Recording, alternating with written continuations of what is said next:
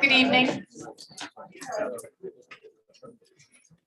In accordance with Section 5 of the Open Public Meetings Act, be advised that a notice of this meeting was made by posting on the bulletin board in Town Hall and forwarding to the officially designated newspapers that this meeting would take place at Town Hall at 7 p.m. on Tuesday, August 15, 2023. Meeting details and the draft agenda were also posted on our Township website. Please all stand to salute the flag. I pledge allegiance to the flag of the United States of America and to the republic for which it stands, one nation, under God, indivisible, with liberty and justice for all.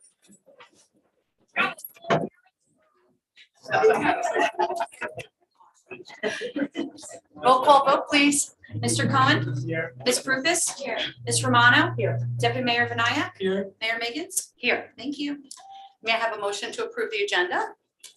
May I have a second? Second. All in favor? Aye. Any opposed? May I have a motion to approve the July 18th, 2023 Township Committee minutes? So moved. May I have a second? Second. All those in favor? Aye. Any Aye. opposed? I'm abstaining. Abstentions? Okay. May I have a motion to approve the July 18th Special Township Committee minutes? So moved. May I have a second? Second. All those in favor? Aye. Abstain. Yes. Okay. We have appointments that we're confirming for our fire department. So I'm going to refer to Battalion Chief Beatty and he'll provide backgrounds. I do want to say something though. It's nice being the mayor because people tell us wonderful things about our police and fire departments. So this week I was lucky enough to get one person stopping me who said the police did a fabulous job. There was somebody who was hit by a car. They were in their car and the police did an amazing job and they were so pleased that they live in our town and the wonderful job that you all did. So thank you very much. And then with the fire department, one of our members of our library board said she heard her ring alarm go off, I guess about 4 o'clock in the morning the other day by Talbot Court. And she thought it was an animal till she heard knocking on her door and it was our fire department. And they said that they had to evacuate because there was a fire in Talbot, I guess, and with the wires, with all the storms. So she was so pleased how nice the fire and the police department were to her. And they helped her and her husband get to their car. He's disabled. But what was really nice to hear, police department, was that when the police department told them to go to the police headquarters, there was someone there to greet them and to help push Bill in his wheelchair up into the building. So thank you very much, because it's those little things that you do all day, every day to make our town such a great place to live. So I applaud both the fire department.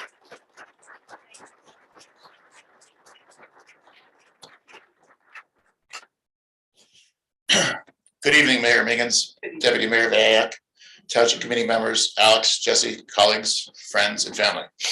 On behalf of all the Millburn Fire Department members, Department, I want to express our sincere thank you to the Township Committee and the community. It is a great honor and pleasure to be able to introduce 3 candidates who are being appointed tonight to the fire department. Introducing probationary firefighter Benjamin Carroll, Francisco Ramirez, and Scott Wallace.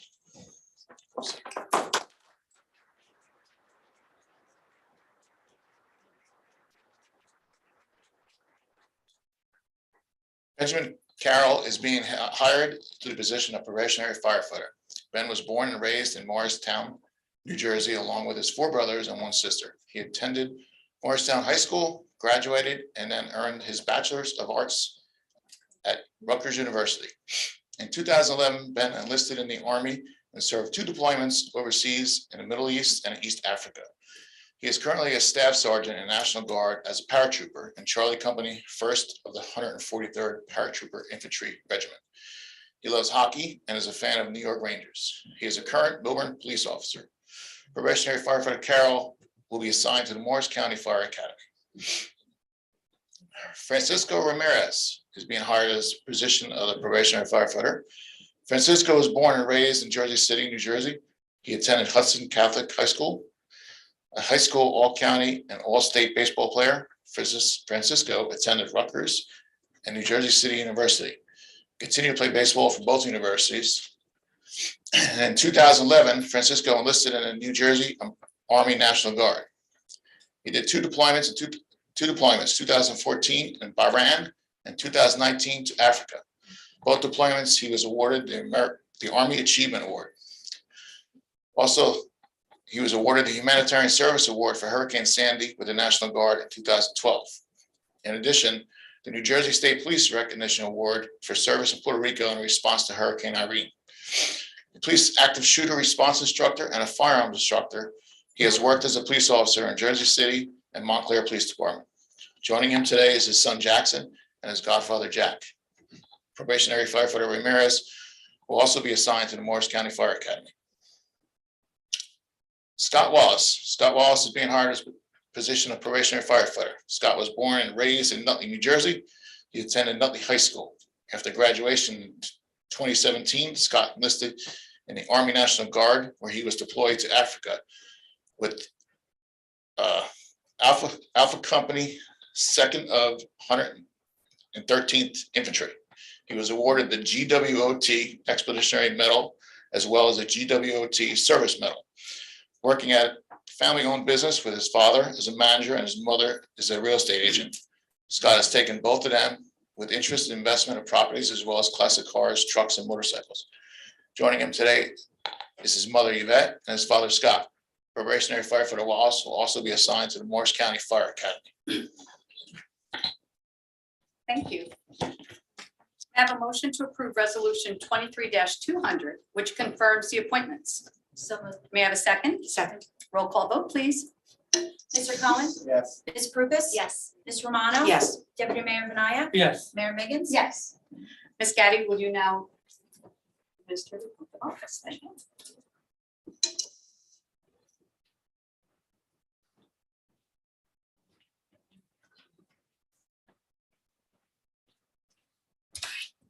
Someone take it out?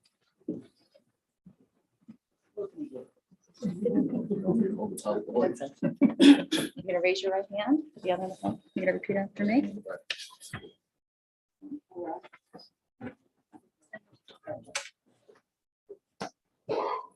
I state your name. I, Francisco Ramirez, Do solemnly swear do solemnly swear I will support the Constitution I will support the Constitution of the United States of the United States and the Constitution and the Constitution of the State of New Jersey, of the State of New Jersey, and that I will faithfully discharge and I will faithfully discharge the duties of firefighter the duties of firefighter of the Milburn Township Fire Department of the Milburn Township Fire Department according to the best of my ability. according to the best of my ability. So help me God. So help me God. Congratulations.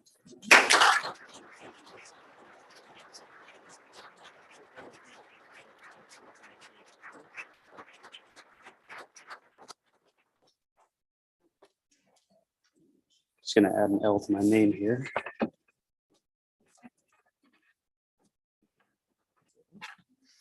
We put the date there. I'll do that first. Nope.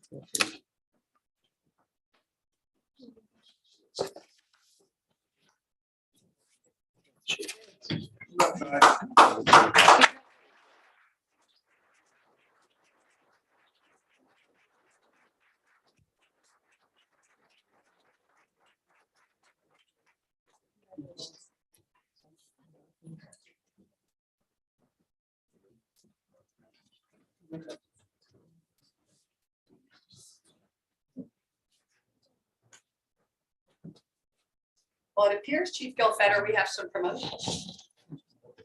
Good evening. Just like to thank the committee, the mayor, Mr. McDonald, for allowing us to make promotions tonight. Tonight, we're going to present 3 officers for promotion. First will be Colin McMillan. Sergeant McMillan served in the U.S. Marine Corps from 1999 to 2003. He studied at the Morris County College. He was also a Texas State Trooper prior to joining Milburn. He was hired here in 2007, worked in Patrol Division, and was also assigned to the Detective Bureau. He was then promoted to Sergeant in 2020. He has worked in our Emergency Service Unit, and he'll be assigned to a shift commander in our Patrol Division. Joining Colin tonight is his wife Heather, children Stephen, Michael, and Paige.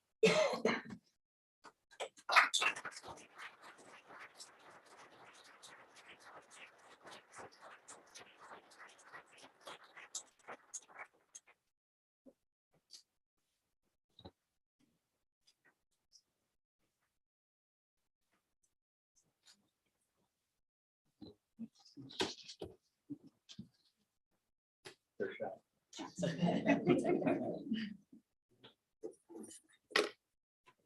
me.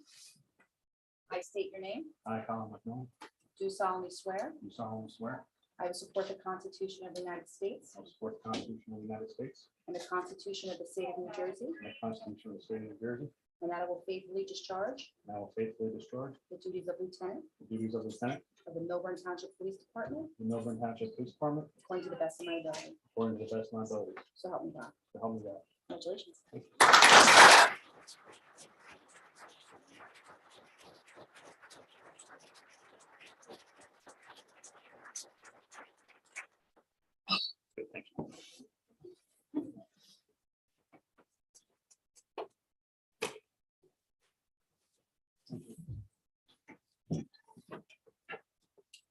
Present.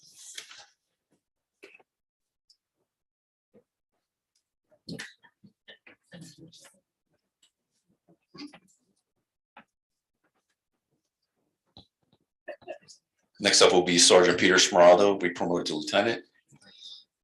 Peter graduated from Essex County Police Academy. He worked for the West Orange Police Department from September 2009 to March of 2011. He was hired by the Milburn Police Department in October of 2011 and assigned to Patrol Division. He was promoted in 2021 and assigned as a supervisor to the Traffic Bureau. He also graduated from Thomas Edison University with a degree in criminal justice and history. He's also the president of the Milburn Superior Officers Association, a DARE teacher for 10 years for 5th grade students. And Peter tonight is accompanied by his wife, Sarah, daughter Hazel, and his extended family.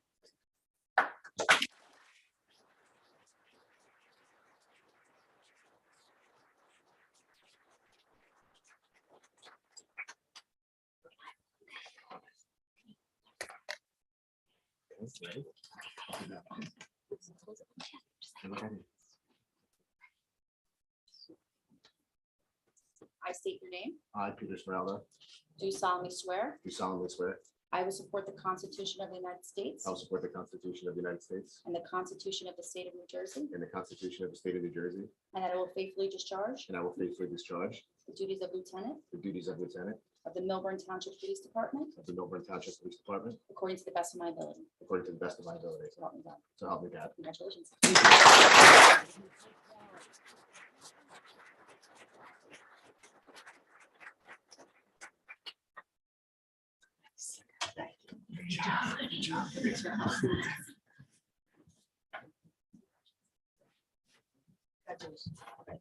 That's on us.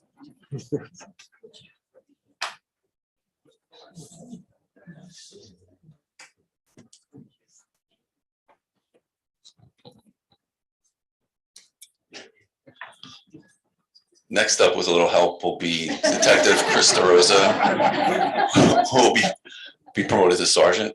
Chris grew up in West Orange and graduated from West Orange High School in 2006. In March of 2009, he was hired by the West Orange Police Department and attended Essex County College Police Academy. He served as a patrolman in West Orange until March of 2011. After being laid off by West Orange, he was hired by the Milburn Police Department in May of 2011.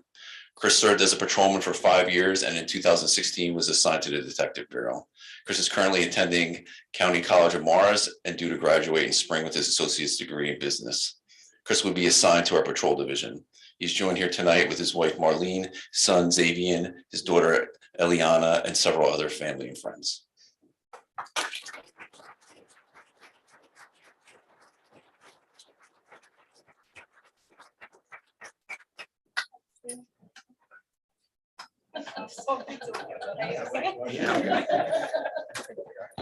That didn't happen at work, but I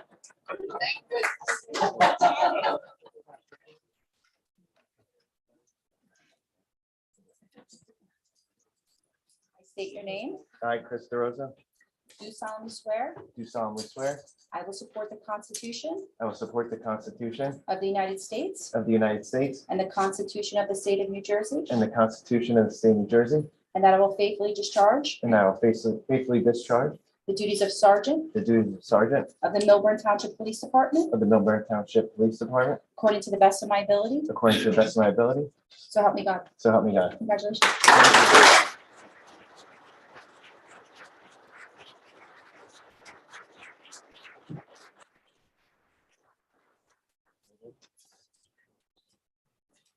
That holds them up.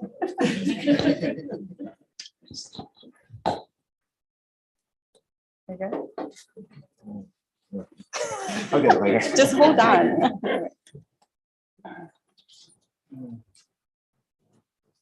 Oh, okay. All right. There you go. Yeah.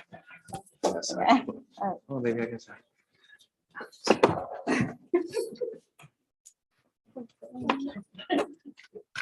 Oh, my.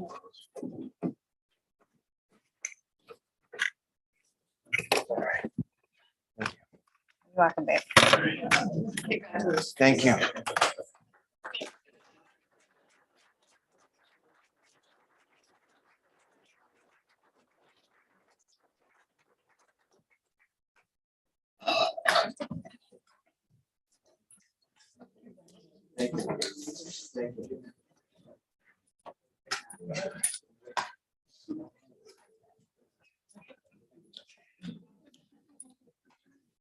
I'm sure you'd all love to stay for the rest of the meeting, but why don't we take 5 minutes?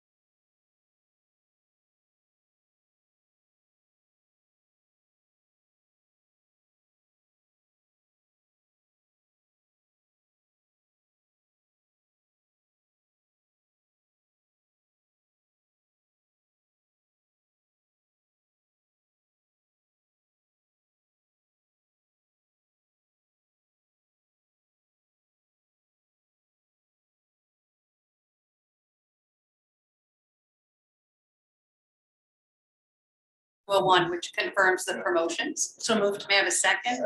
Roll call vote, please. Mr. Cohen? Yes. Ms. Prupus? Yes. Ms. Romano? Yes. Deputy Mayor Bernaya? Yes. Mayor Higgins? Yes. Thank you. Thank you. Mr. Romano, you are scheduled to present a proclamation this evening.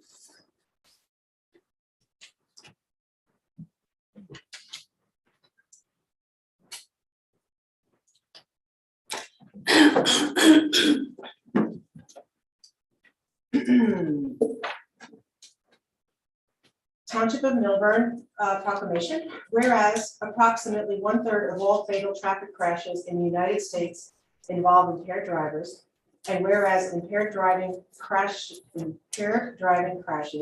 killed 11,654 people in the United States in 2020, and whereas impaired driving crashes cost the United States almost $44 billion a year, and whereas the past 5 years, New Jersey's roadways experienced 33,798 crashes and 662 fatalities involving impaired drivers. And whereas an enforcement crackdown is planned to combat impaired driving. And whereas the end of summer Labor Day period is traditionally a time for social gatherings, which include alcohol. And whereas the state of New Jersey Division of Highway Traffic Safety has asked law enforcement agencies throughout the state to participate in the Drive Sober or Get Pulled Over 2023 statewide Labor Day crackdown.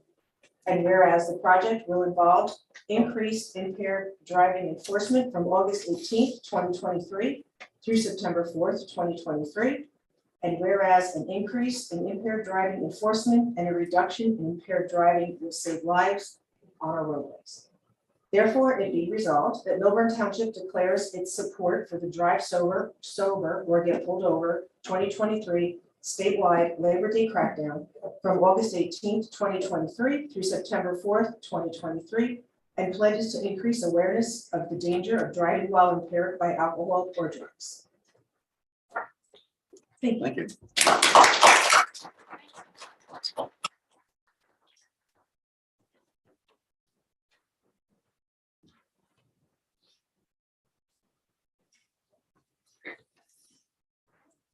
And we're off to reports.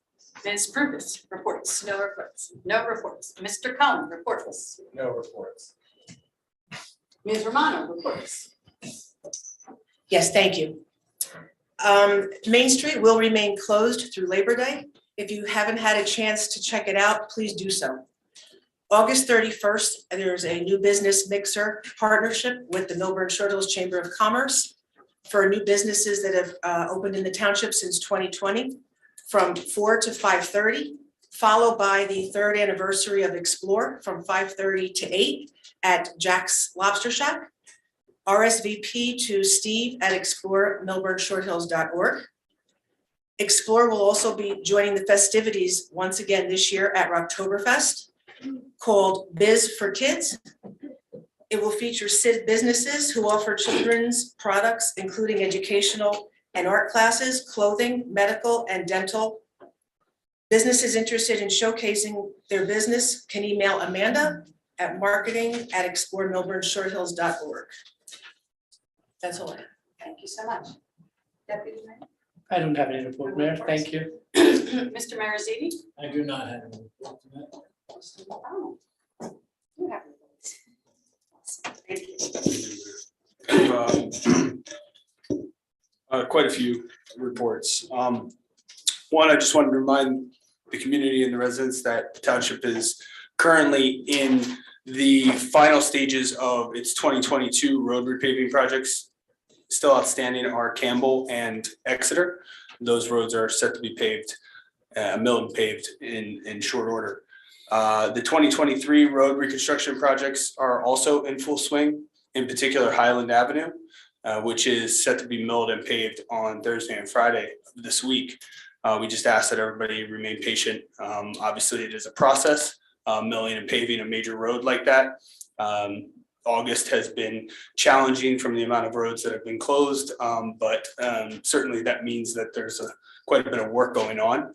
And we want to make sure that we address Highland prior to the start of school. And we're happy that the contractor has done a good job in getting us there. Other roads that are on schedule are Fairfield Drive as well as Myrtle Avenue. So just, again, just be patient, continue to, we'll continue to communicate with the road closures. And I understand that there's a bit of work going on up in the Fairfield Drive, Martindale and Fairfield Terrace area. We certainly communicate with the utilities to make them aware of our road repaving projects so that they can get in ahead of time with anything they may have scheduled in terms of main replacements or meter replacements. And so that is the work that is going on up there. We do anticipate that PSE&G will be paving the work that they've done.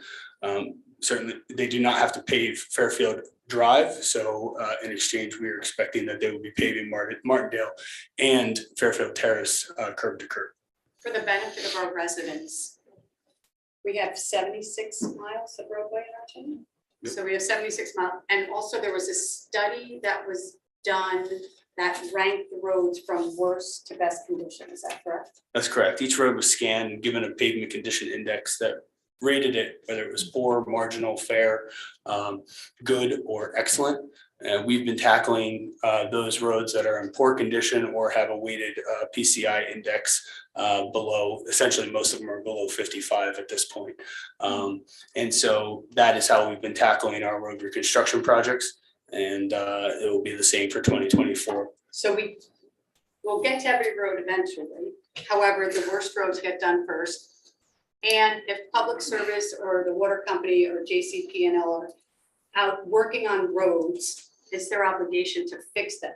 But they don't always necessarily pave the whole thing, they patch it. Tell me a little bit about that. Sure. We've had some complaints. Yeah, sure.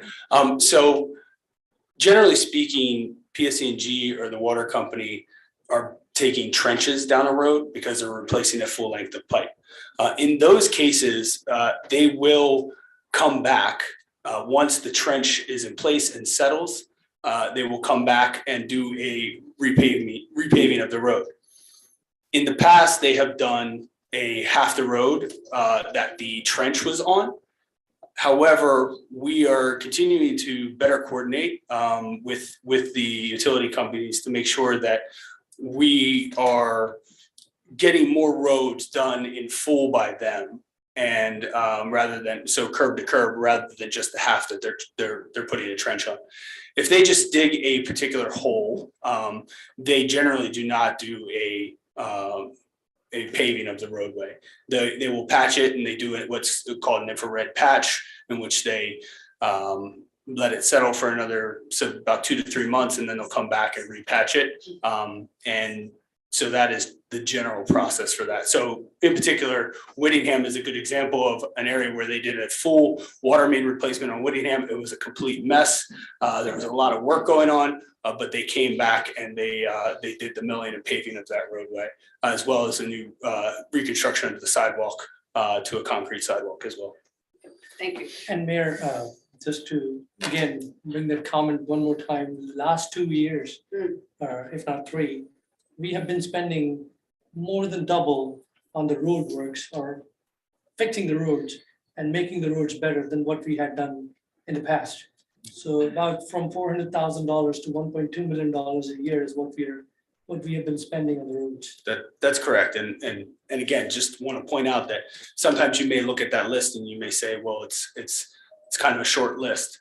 However, what we're doing is a full reconstruction, which means if there's curbing that needs to be put in or replaced, the curbing is done, drainage is done, new bike safe grates, as well as restrictors on the sewer inlets or the stormwater inlets to not allow certain size trash to get into the system, as well as a full mill and pave of the roadway, rather than what we had done in the past was what was called micro paving, which was literally just a nice new coat of blacktop on a road. It was not a mill and pave, and it did not last as long. Thank you for clarifying. Just want to let the public know, and certainly the township will communicate this further, that we had our pre-construction meeting regarding the Taylor Park Pond dredging project. This stems from Hurricane Ida, in which the township had put in for public assistance from FEMA for the dredging of the pond. And we are finally en route to have that done in September. The period of time in which the pond can be dredged, September 15th to the end of October. So we anticipate that the project will start on September 18th. That is the Monday. The Bauer Center will be impacted by this project, and access to the Bauer Center will be impacted by this project. In particular, as you're looking at Bauer Center from Whittingham Terrace, you will, on the right-hand side will be the staging area, and in the front of the Bauer Center will be where most of the work is taking place, which will include sort of a temporary access out into the pond that they can work on dredging the pond from that silt that was deposited there after Ida. And that will be a 75-25 reimbursement from FEMA. Alex, do you know how long that project lasts? It's expected to last the full amount of time. Okay. Yeah, so about a month and a half. I just wanted to report back to the committee. We had discussed at the last township committee regarding rent control. I have been on a sort of a deep dive of rent control. Spoke to numerous colleagues in this about this area. Have reached out to the township planner to provide us a quote to work toward rent control and the necessary steps, including an inventory of the amount of apartments that we have in the township, what is going on in terms of the rents of those apartments, vacancies, capital improvements in those apartments, so that we can continue the conversation on rent control. There's a lot to consider for sure, and I think the first step is to have both a planner and an attorney involved in that process. I would also make a suggestion to the township committee that they may want to form a subcommittee of their members to help work on that if there's a serious desire to move forward with rent control. And at the September 5th meeting, I'll provide a more robust update to the committee and make sure that we have additional materials. Okay. At the last meeting, we had discussed the Main Street closure, and I was asked, and I had mentioned to the township committee that I would find out facts regarding what occurred and what has occurred with regard to the Main Street closure. I'm just going to go through some of those just to make sure that I reported back to the township committee on that matter. First and foremost, the Main Street closure has started in 2020. In 2023, it is the shortest amount of time that closure has been in place. Previously, we had done it on weekends throughout the spring and the fall. This year, it is only closed from the end of school to Labor Day. The township also recognized that the Main Street closure, because it is a permanent closure or semi-permanent closure, is registered in Waze and GPS systems. We have both for prior to the Main Street closure in 2019 authorized funding prior to the pandemic for township fire trucks and EMS to have a GPS activated system in which the light at all 4 major intersections in the downtown are activated green and stay green. They don't trip the light, but when the cycle goes through and it hits green, it will stay green. That was again done prior to or authorized prior to the pandemic. However, it was purchased in 2021. In terms of the incident that took place, and again, I'm not going to go too deep into detail. I have provided some of this information to the township committee, but the EMS call was received at 11:14 a.m. on a Friday, June 30th. And the first aid squad was dispatched at 11:16, was en route at 11:18, and arrived at the home at 11:21. It was on scene for 13 minutes while it awaited ALS to arrive. And both ALS and BLS departed at 11:34 and arrived at the hospital at 11:45. It took approximately 10 minutes and 30 seconds to arrive at St. Barnabas. St. Barnabas is approximately 3.7 miles away from where the call took place. I requested some additional information regarding calls in that area of the Washington section, including Spring, Meeker, Willow, and East Willow. Of the 15 calls between 2021 and 2023, the average time to St. Barnabas was 10 minutes and 23 seconds. Of the 5 calls that took place on Spring Street, the average time to St. Barnabas was 11 minutes and 25 seconds. This included both occurrences when the closure was in place and when it was not in place. I also wanted to bring to the Township Committee's attention and to the public's attention that in closed session, we had discussed the potential purchase of property, and that property was located at 22 East Willow Street. It's my understanding that that we are moving forward with that process and that we can expect some additional information on the Township Committee's agenda on September 5th. The public purpose for that particular purchase is initially in the short term, the potential relocation of some offices and functions of town hall government in the event that renovations take place to this building. Also, a long-term public use of that property would be to construct an accessible and community center, which can also include senior services and senior community center to be able to, service our residents. So just wanted to bring that out to the public. We will anticipate having a contract on for the September 5th meeting. Lastly, and I know I'm going on and on, I'm sorry. Lastly, over the years, we had discussed quite a bit about the area in particular in front of the Milburn Deli, and we had ventured to a few different scenarios. The engineering department has reported back of 3 different scenarios that the township can attempt in what is called tactical urbanism, which is where you put something up temporarily, you see how it functions, you see how it works, you observe it, and then you can make a better decision of what might be a permanent solution. So on Thursday, Public Works will be initially installing front angled parking in front of the deli to see how that helps combat some double parking that certainly occurs in that area, as well as see how that functions on the street. The other option is reverse angle parking, and the third option is to eliminate the parking altogether there. So first step is we're going to try this for 2 weeks, see how this goes, and observe it, and we will come back and report to the Township Committee on those happenings. Alex, Yes. you guys intentionally observe it in like the last 2 weeks of the summer when most people are away? Do we intentionally do that? Did you? Yeah, I didn't know No. if that was like you wanted to do it when things. A little bit calmer, sure, yes, Or yes. I didn't know. Yeah, no, I think part of it is that it's a little bit calmer. I think that it will certainly give us what we need to know, because people will park there all the time. It's not going to be a lack of parking there. And it is actually a replacement of the same number of spaces. So, but yes, the end of summer, I think, offers a little bit more in terms of how does it function with traffic and people parking, even if it is a little bit slower.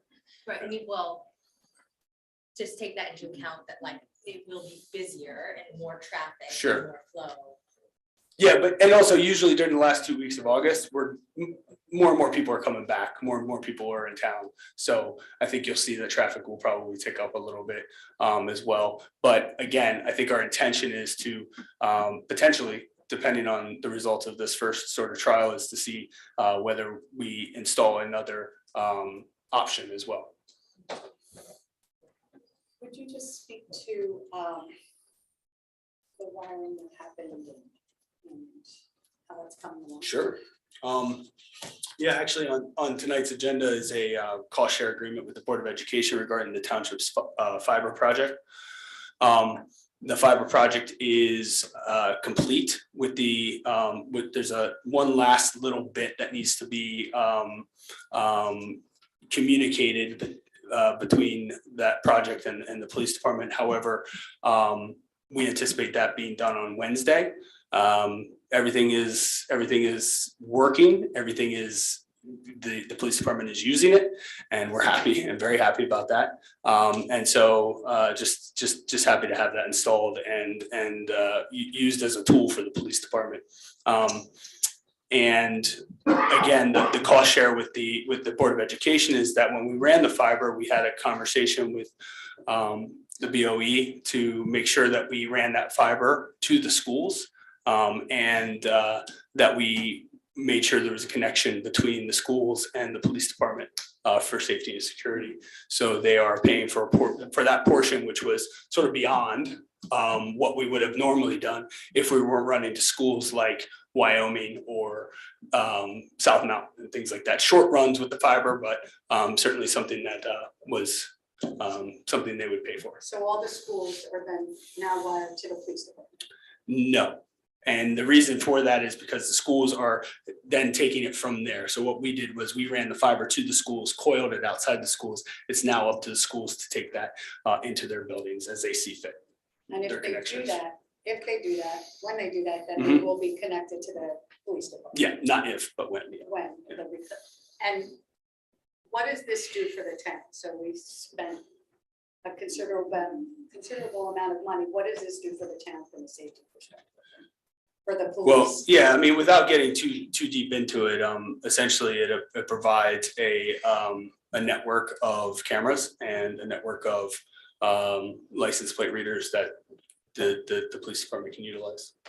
What about the internet that we were thinking that will be a byproduct of this? That's first step was safety and security. Second step is all the things that you can do with fiber after that, which is, for instance, Wi-Fi in the park, or, being able to, hook up our pay stations so that they're no longer using individual, internet connections, but the fiber. There's a whole host of things that can be done with fiber. But again, the primary goal and the primary focus was safety and security.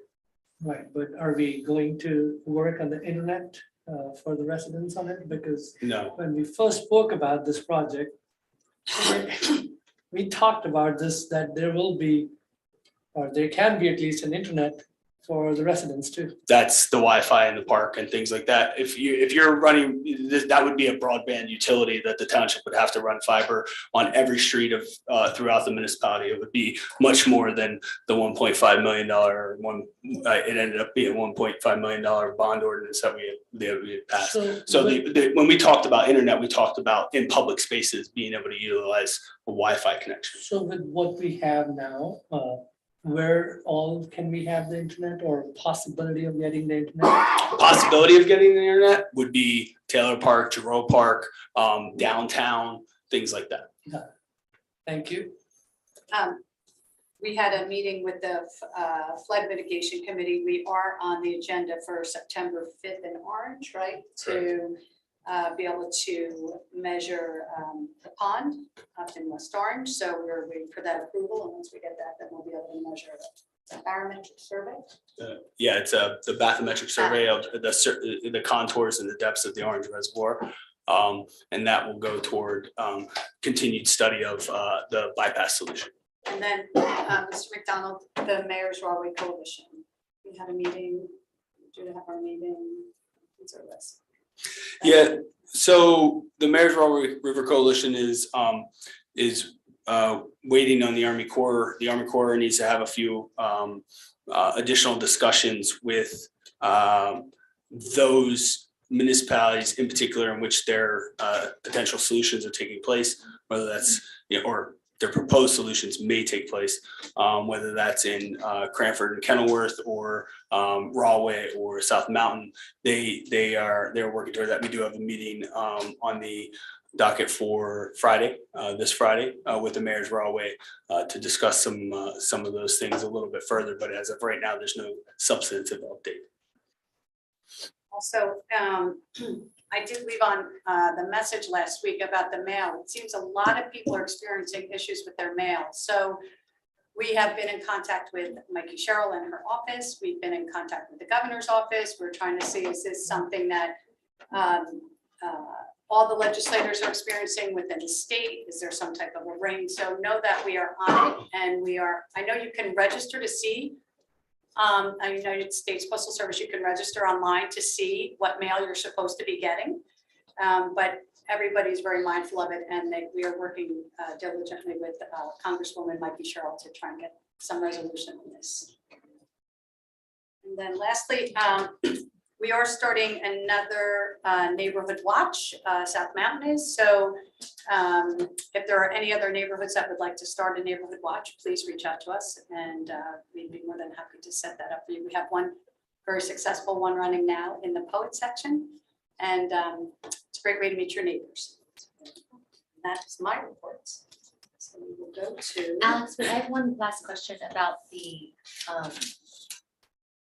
angled parking.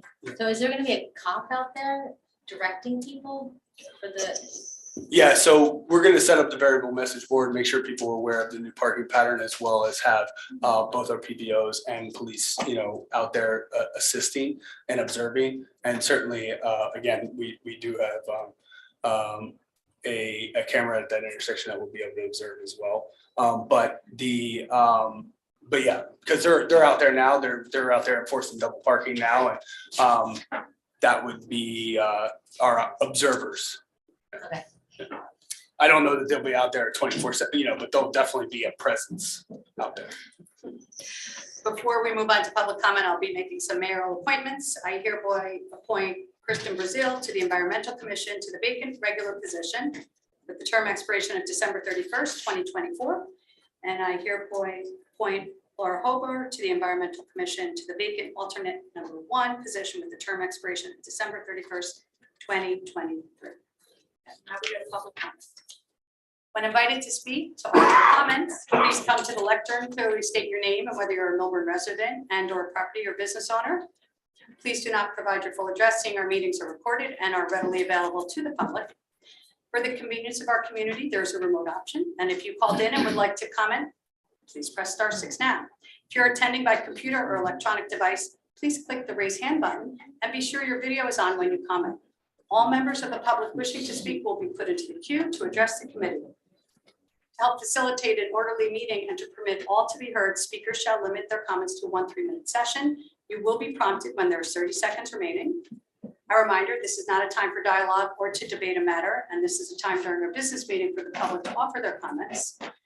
After the conclusion of public comment period, and if they wish to, professionals and committee members may respond to comments made by the public.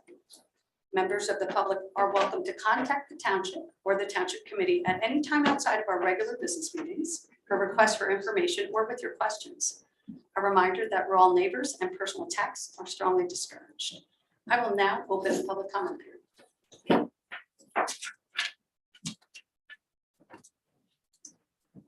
So I'm sure it's shrouded in mystery why I'm here tonight.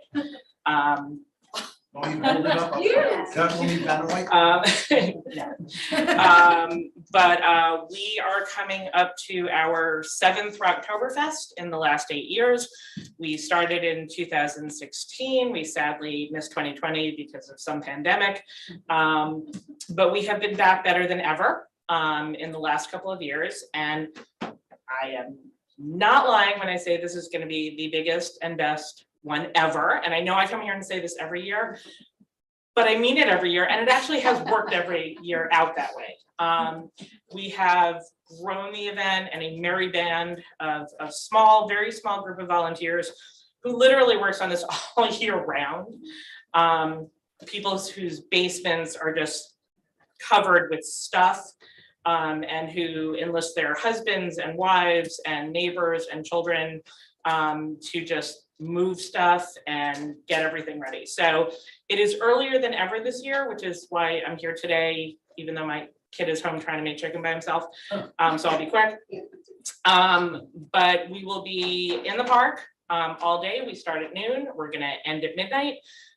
We appreciate all the support that we get from the town and from the DOE. The Ed Foundation has been around for almost 30 years, has given millions and millions and millions of dollars to the schools. And last year, this year, 2023, gave over $400,000 to the 8 schools, which was the biggest gift to the schools ever.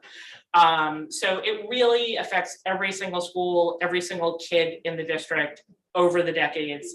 And I'm not going to go into detail because if you go to milburnedfoundation.com, you'll see all the stuff on our website.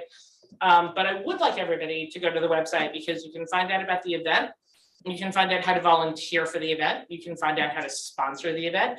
And you can find out literally tons of things that you can do to help make the day better, give back to our town. We know our town has a very big group of volunteers.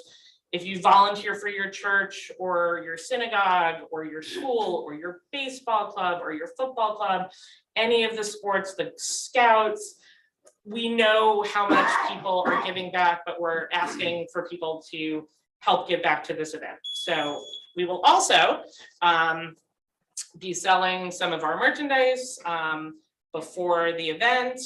You'll be seeing lots of posts about that. This is circa 2017, and they hold up. And we have beautiful things, and we really would like everybody to come out to the park. It is a beautiful day, and you really do get to meet your larger group of neighbors. So I hope to see everybody there. Thank you, Karen. And that date is September 9th. Saturday, September 9th. Thank you. Good evening, Dave Cosgrove, I'm a resident. I had sent an email to all of you asking what was going on with the Chatham Road and Woodland development. Alex, Mr. McDonald was kind enough to give me an answer to most of the questions. So left over is where does the town stand now? And were there any agreements related to transformer location at that location, at that project? And then the second is I'd love to know why the town was involving the court ordered master in that process at all. And then the third, I actually have three things. There was a time a couple of years ago when at every TC meeting, the township's lawyer would give a report on all things fair share. What was going on, what was happening. I'd love to see that come back.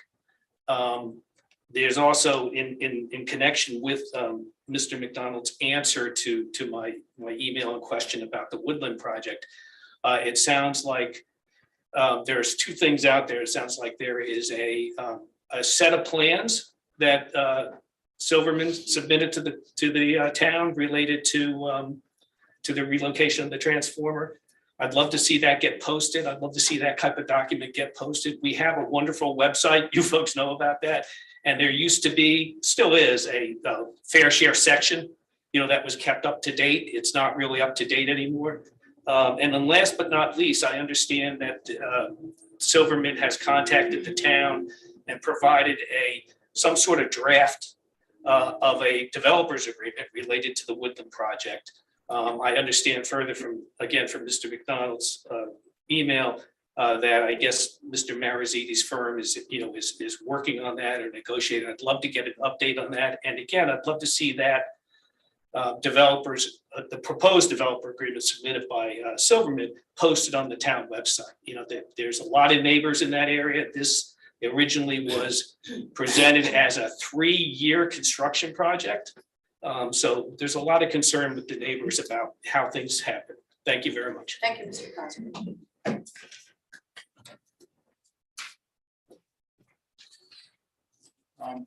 Good evening, my name is Jeffrey Feld. I'm a pre-Midtown direct resident of the Poet section of Short Hills.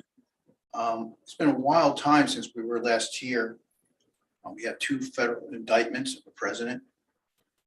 I'm shocked that there's been no statement about the passing of Lieutenant Governor Sheila Oliver, who I have known for many years. She encouraged my local watchdog efforts.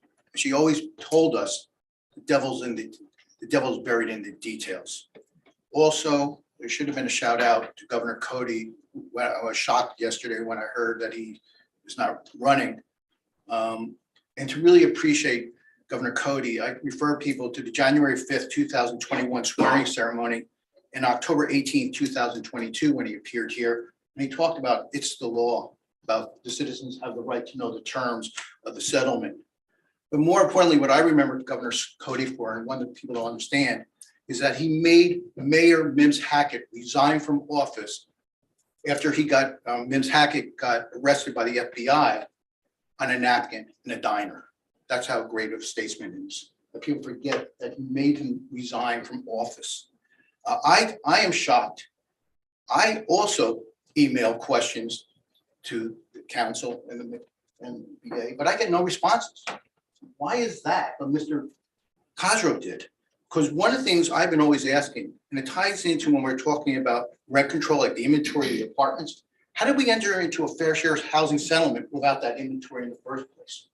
So one question I've been asking for years is, why didn't we file our complaint in July 2015? And why did it take to April 2018 to file that declaratory judgment complaint? What would have happened? What burdens would have shifted? On your agenda tonight, you're going to approve closed executive session minutes. This goes back to the fox guarding the hen house.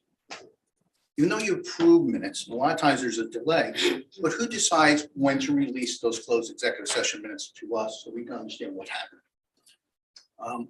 Question, I did send you people in the last few weeks, there's been a landmark bribery decision by the state Supreme Court, and there was a tort claim act immunity landmark opinion that was issued last week that I sent to you.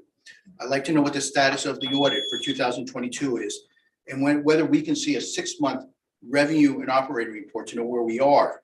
In connection with the budget, it's interesting when you go to the finance department website, in 2022, they have the budget hearing, like full public forum on the website, but it's not, the one that was held in 2023 isn't. I was just wondering why there was no link on the finance department's page. One of the issues I have, and it's Thank supposed you, to. Mr. Feld. Thank you. I was going to have Thank you, one Mr. sentence. Feldman. Thank you. Thank you.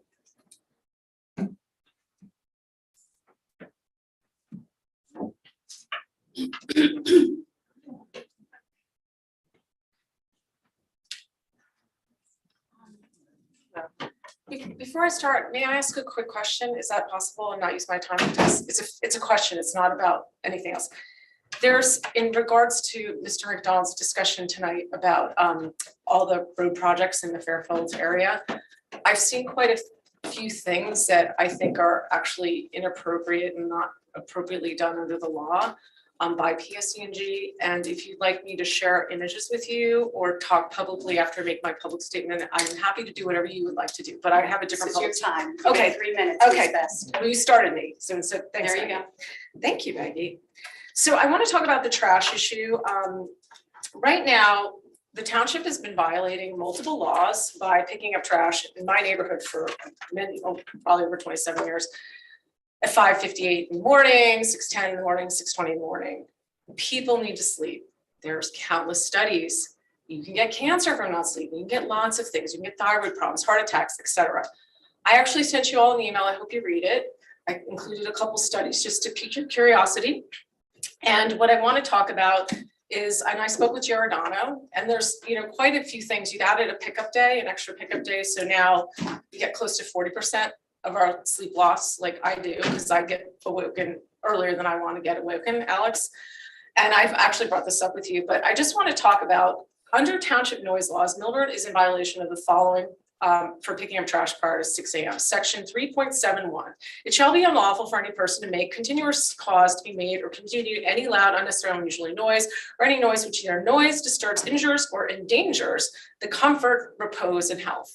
That noise endangers my health. I don't want to get cancer again. I'm very serious about it. The pickup of trash at 6 a.m. all these different times is a violation. It's extremely loud and necessary. Please realize that the trucks that pick up glass, it's close to 137 or 140 decibels. A generator runs at like 90 tops, okay? So I don't know if you'd like to have a generator put next to your bed. Section 3.7.2D, defect in vehicle or load, the use of any automobile, motorcycle, or vehicle that's so out of repair or so loaded in such a manner as to create loud and unnecessary grating, grinding, rattling, or other noise. I'm not going to get into the detail of explaining that, it's pretty self-explanatory. Section 3.7.2H, loading, unloading, opening boxes, the creation of a loud and excessive noise in connection with loading or unloading any vehicle, that includes garbage trucks, or the opening and destruction of bales, boxes, crates, and containers. Garbage trucks create high decibel noises when loaded. Under township nuisance laws, Milburn is in violation of the following for picking up trash prior to 8 a.m. Section BH3-1.1, anything, condition, or act which is or may become a detriment or menace to human health, and the following specified things, conditions, and or acts are each and all of them hereby declared to be and defined as follows, as further defined in BH3.1.1.1H. Whatever is dangerous to human life or health, or whatever renders food or water unwholesome. Thank you, Ms. Best. Thank you. I hope that you do something about it. Thank you, Ms. Best.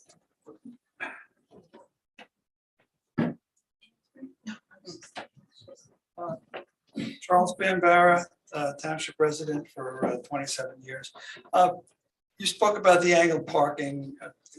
Maybe I need to read some public statements that were made regarding it, but I have a simple question. I would think that the benefit from those angled parking spaces, they should be temporary parking, say 15 or 20 minutes, and not standard parking. Is that the case? Are they short term? Because I think we need some short term parking space more than anything along Milburn Avenue, especially on Saturdays or lunch times or something, to service the eating establishments and the pickups that occur. And maybe some of the retail stores can have customer pickup in spaces like that also. But I'm not aware that we have much of that, if at all, in town. So I would think those angle spaces should be short-term parking and not the standard parking. That's all I have. Thank you, sir.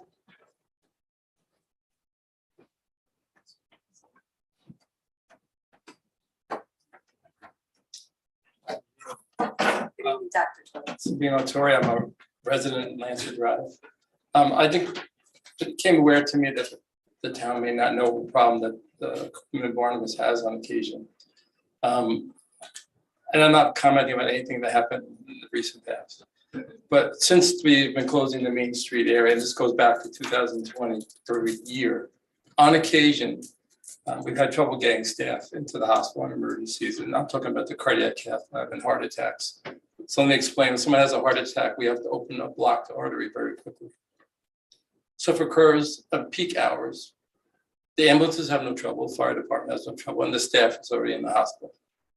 And off-peak hours, Saturday, 2 p.m., people have to come into on-call team has to come into the hospital. So I live 2 miles away on Lancer, but some of my staff live south of town in Union County. So they have been reporting on occasion because of the Main Street road closure that they have difficulty getting through town. And we're marked on a 90-minute door to balloon time. We're marked by the state and by the cardiology community to get these arteries open quickly as possible. So if we have to wait for staff to come in, the procedures are delayed. And we know that the time is important. It affects mortality even, that's how important it is. So I would suggest, and I don't make these decisions, but I can inform you that the road closure may not be the best idea in terms of egress to the hospital. And that maybe next year reconsider a different plan. You got plenty of parking lots that might be appropriate, or come up with some other idea. But we have people who drive in from Union County, and they may not have GPS, they may have a flip phone for all I know, but they have reported that they've been held up getting through as far back as like the Taylor Street to get into town. And it's the fastest way to the hospital. That's all I have to say. There is a problem on occasion, and the township should be aware of it. Maybe closing Main Street might not be a good idea for heart attack patients. Thank you, Dr. Torre.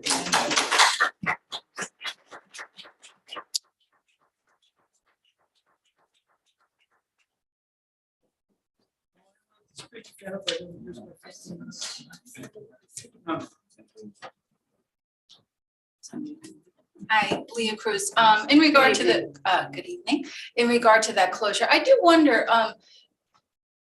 does the Standard and Evo and Lemon and Fiamma, do they pay anything to the town for the extra space that they receive? I would think some of the other businesses in town would be upset that they get extra seating and Clemenza's and all the other places in town don't receive anything. So do those restaurants, if they were renting more space from their landlord, they would have to pay extra rent. So do they give anything to the town in consideration of the extra space that they receive? Thank you. Thank you, Ms. Cruz.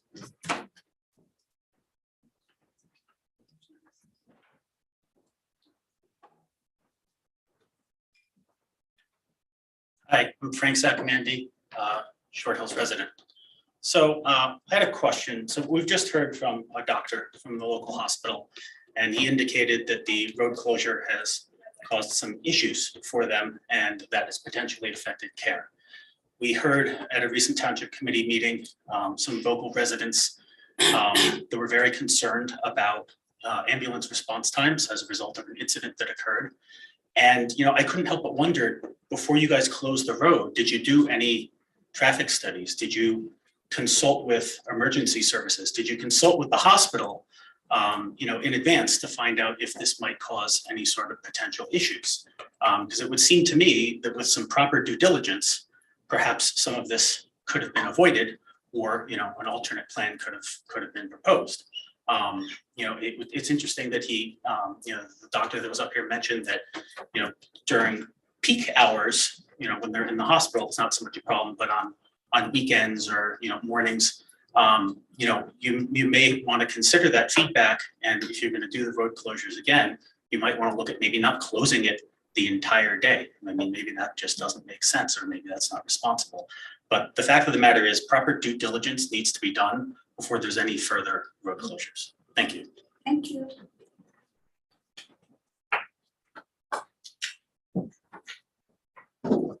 Trustee Sunday. It's okay, sister. It's okay.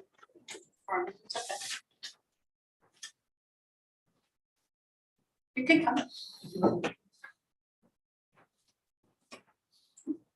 Sorry, it's a little late. I was listening to the governor being interviewed tonight at 7 o'clock by Nancy Solomon, and he was saying wonderful things about our former lieutenant governor.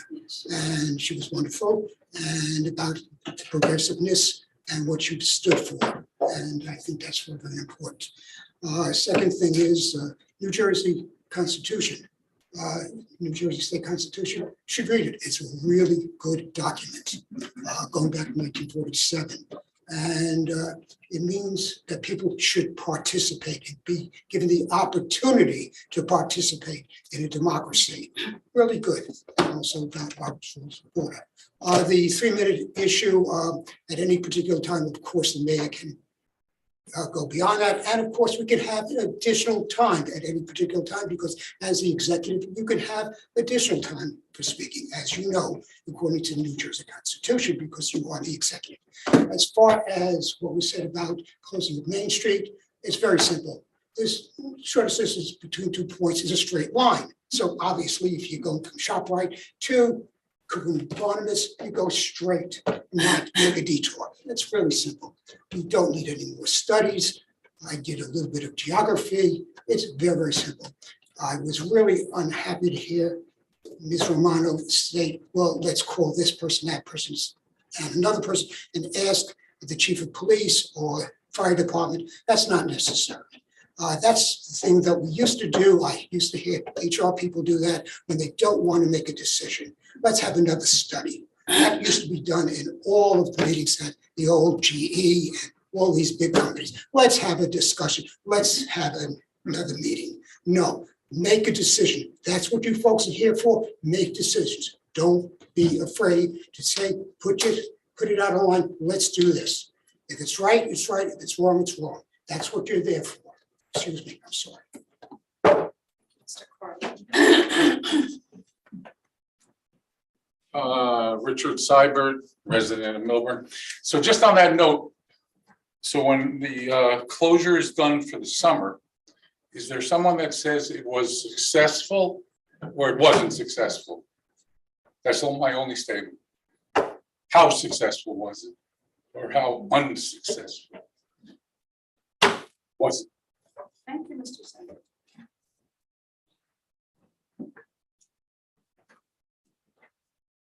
Hi, Ben Stoller, Milburn resident. So just a couple of very positive notes. Just went to the Indian American Festival for Indian Independence Day. It was fantastic. A lot of people joining, great culture in our town. Second is just a big thumbs up for DPW on their reaction time for the storm we just had last week. A lot of the trees were cleaned up very quickly. And then no one's asked this question, but is there, I think Ms. Prup has put out the option, is there something to be looked at this year with respect to the closure? Or is it done for the year and that's a closed topic? So I'd like that question to answer. Thank you.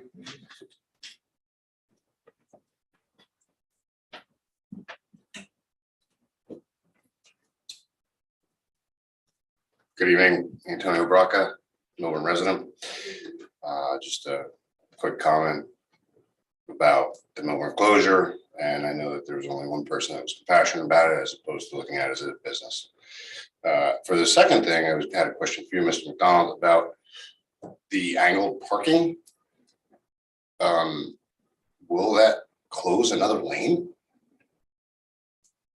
And how are we going to keep trying that as we did with Complete the Streets Part A 3 or 4 times as well?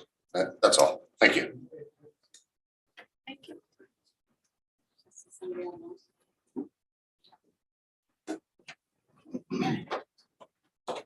Jean Pasternak, a resident. I have a follow-up question to what the doctor so kindly came to apprise the public and to the Township Committee.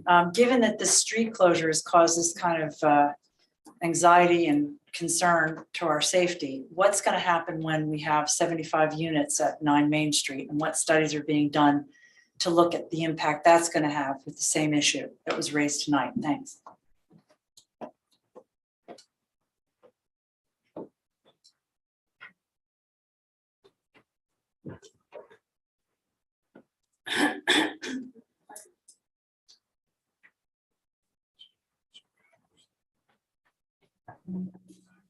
Good evening, Perry Urso, 514 Milburn Avenue in Short Hills. In regards to the Bear property management litigation, the courts had told the town, the township to mediate. There was a memo drafted on May 30th, 2023 from an attorney, Mr. Brewer, regarding the status and potential next steps to resolve the litigation. So where are you with this matter? And will you be willing to discuss and resolve this case with Attorney Feld? Also, in those same time summaries, which were obtained by way of Oprah by Attorney Feld, I asked, why are 2 attorneys reviewing any and all opinion, which was an opinion which was attached with the order? The Bear property management case, coincidentally, Attorney Feld had to order the same transcripts. Did the municipal attorney order the transcripts and bill for the same information? Because we also paid for the same documents, which could have easily been shared. I would ask, are Attorney Marazziti and Attorney Brewer double dipping on this case? Who is the acting attorney? It is known that Mr. Brewer is the attorney of record, is he not? Why is Attorney Marazziti getting involved in the validity of the SID when it was approved under the watch of Attorney Falcon? Perhaps the mayor can request Ms. Romano to explain why, also in the May 2023 time summaries referenced under municipal projects, why is the township being charged for Explore Milburn Short Hills Association art projects, as in murals? Why is Attorney Marazziti overseeing and charging the township when Explore Milburn has their own attorney? Is it correct that there are sitting township committee members on this dais tonight who ran on the fact that they would not use taxpayers' dollars to fund the SID? This is the question. Have they reneged on their promise? Unfortunately, this is in one time summary that I have reviewed. Interesting and concerning that the invoices are signed off and approved by our BA and this body who approves the bill list.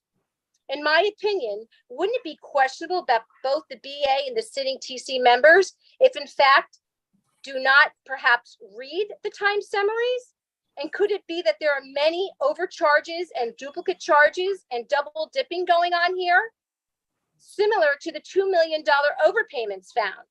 Too bad for the taxpayers, like Attorney Marazziti stated in previous meetings, that because the bill lists have been signed, sealed, and delivered by our BA and approved by this current body, that the public has to accept it, right? That's regarding, and then lastly, I have a comment about the lot 14. Initially, back in months Thank you, ago. Ms. Urso. Thank you. Thank you. Can you put safety signs up? Thank you, Ms. Urso.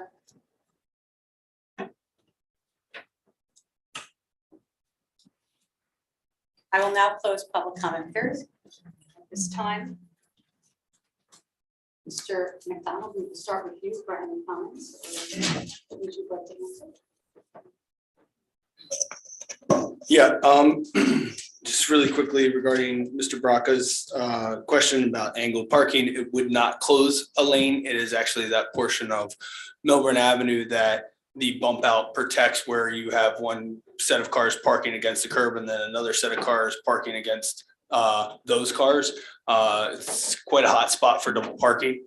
That is the location where this temporary, fix would be placed, and we would see how that goes. So would not close the lane on Milburn Avenue.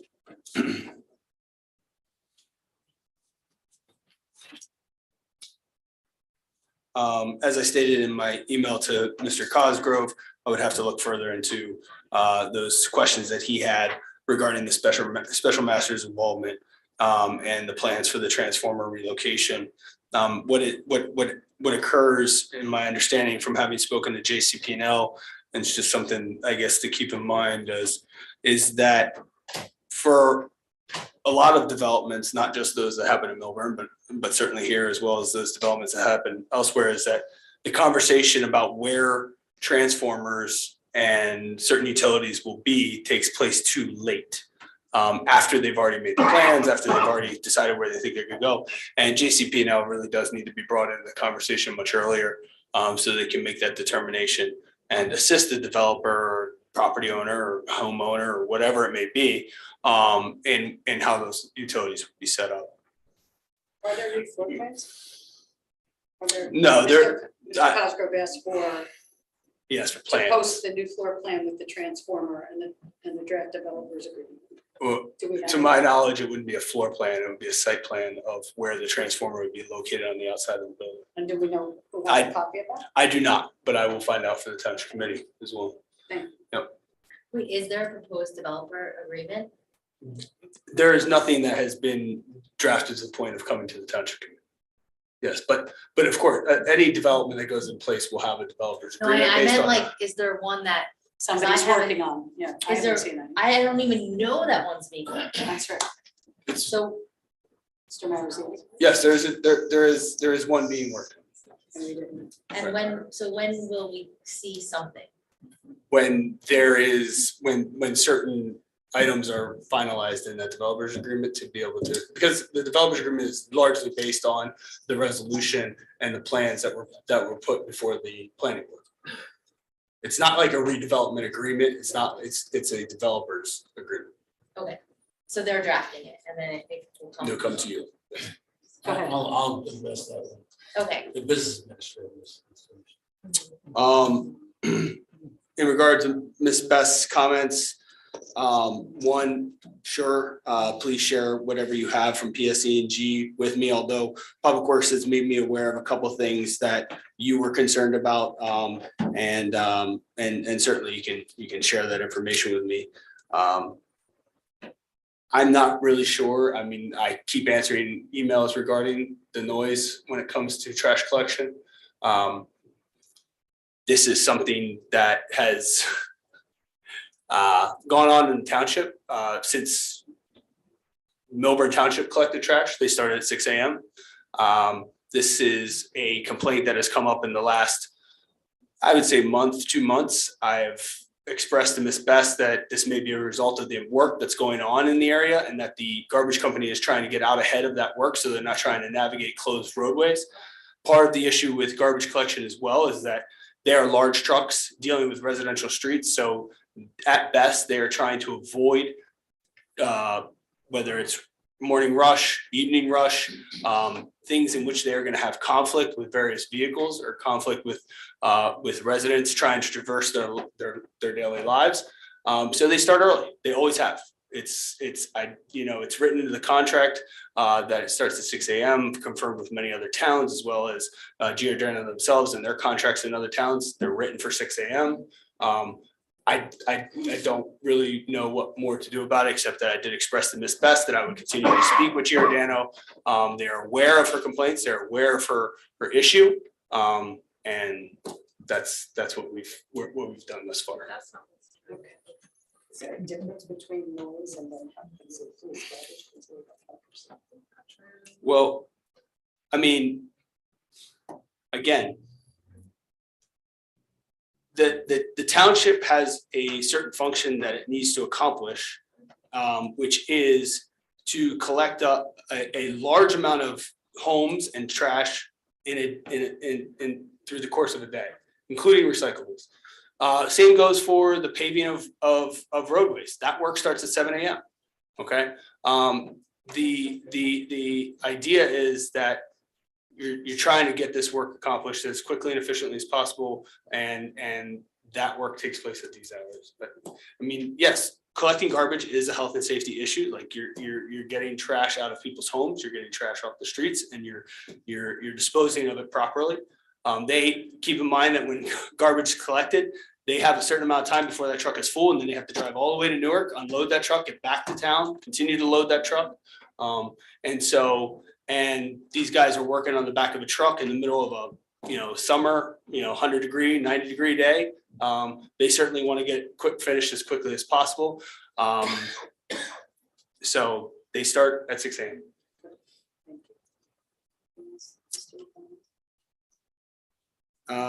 Ms. Cruz asked whether the standard in those restaurants that have additional seating pay extra. Yes, the township made that a condition of the closure this year, that they wanted the ordinance to reflect an added payment for those additional seats within the closure.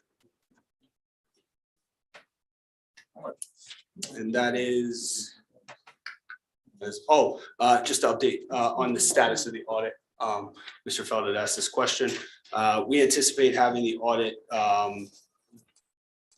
the 5th of September for the Township Committee, although we have until, I believe, September 29th to pass the audit. Mr. Marizzi? Please. I don't know if I can be heard with this microphone. It's kind of far away. I know, is that weird? I'll move closer. Weird. So with respect to the Silverman developer agreement, that is to be distinguished from a redevelopment agreement. It's not the same thing at all. That's not a redevelopment project. That is a project that went before the planning board, and the normal process is that when a project is approved by the planning board, there are certain commitments that have been made by the developer to the municipality. They're reflected in the developer's agreement that lay out the terms of the transaction or the approval at the planning board. There has been a document that has been circulated. It's in the hands of Silverman for comments, and we haven't received them back. So there's nothing yet to submit to the Township Committee. That will be a document that will be approved by or submitted for approval by resolution of the Township Committee when it's finalized. I would expect that the issue with the transformer has impacted the terms of that document, because it may have made some, had some impact on the design of the plans. That's my guess. I don't know that. I know that my partner, Brad Carney, is working on that project. I know something about it, but not all the details about it. Which leads me to my other partner, Andy Brewer, who is indeed the counsel of record in the Bear Properties case that is challenging the validity of the special improvement district. That litigation has been going on for some considerable period of time. And he did submit a memorandum to report on that, and what the status is. And the status briefly is that the judge, probably over a year ago, said that the matter should go to mediation after the submission of the tax returns from the plaintiff in that case. The judge ordered that that be done subject to a confidentiality agreement, and the form of the confidentiality agreement has been submitted by Mr. Feld and by my partner, Andy Brewer. The judge said he wanted a simple confidentiality agreement. Our position is that the one submitted by Mr. Feld is far from simple. And so right now, it's up to the judge to decide which confidentiality agreement to select and then move to mediation. The next step would be mediation after the submission of those tax returns. Now, that leads to the question about why do I sometimes bill on that project? It's exactly because of the function I'm performing now, to answer your questions and to inform the public about what's happening when this question comes up. I have to know something about what's happening with that litigation, and that's why my name appears on occasion on the fee statements. I'm not going to dignify the comment about double dipping with the response consultant. With respect to the